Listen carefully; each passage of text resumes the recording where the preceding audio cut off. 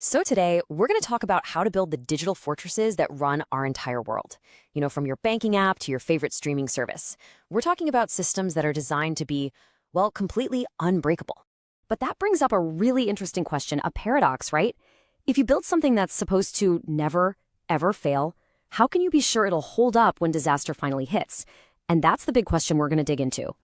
You can think of our modern digital world as this absolutely stunning glass skyscraper.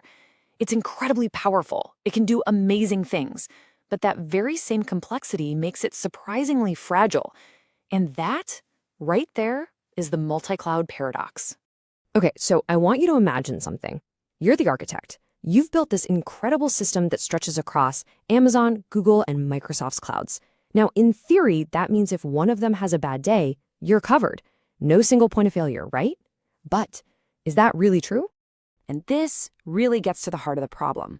On one hand, you have this amazing promise of flexibility, of near infinite power. But the reality? The reality is often this tangled mess of complexity, where totally new and unpredictable kinds of failures can pop up from these little hidden connections you never even knew existed.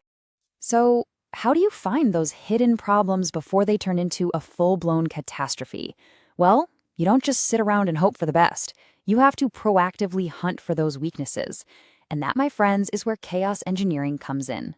Think of it as a controlled stress test for that digital skyscraper we were talking about. Now, I know the name chaos engineering sounds a little scary, but this is not about just randomly breaking things. The keywords here are controlled, experiments, and building confidence.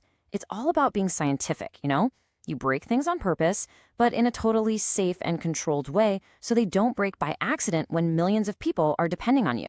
So what does one of these experiments actually look like? It's not about yanking a random plug out of the wall. No, it's a really structured process that's designed to turn a question into a really powerful, actionable insight. It's super methodical. First up, you make a hypothesis. You say, okay, I believe that if our main database in Europe fails, all our traffic will switch over to our North American one seamlessly. Then you inject that exact failure. You make it happen. Step 3, you measure. You watch everything in real time. And finally, and this is the most important part, you learn. Did it work like you thought it would? If it didn't, you just found a huge weakness that you can now go and fix. So what kinds of failures are we talking about here? Well, a really common one is a DNS failure. You basically pretend that your main web address just disappears. The big question is, does your system automatically send everyone to the backup without anyone even noticing? Okay, so that's one type. But what if we scale it up? A lot.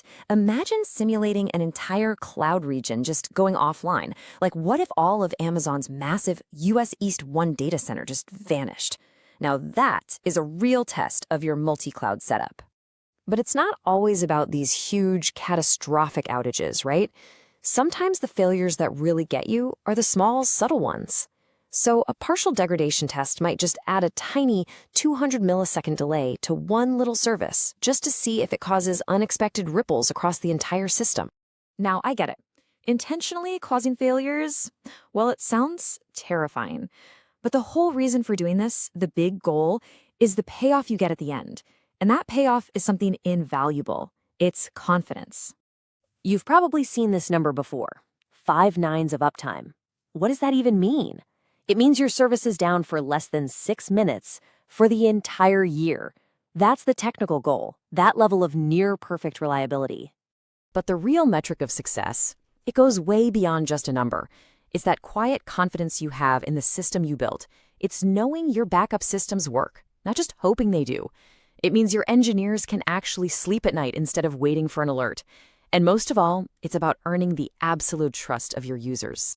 So, we've seen how the architects behind the world's biggest systems use controlled chaos to build real, battle-tested resilience. But this isn't just a fancy trick for the tech giants. It's a whole mindset about building things with confidence from the ground up.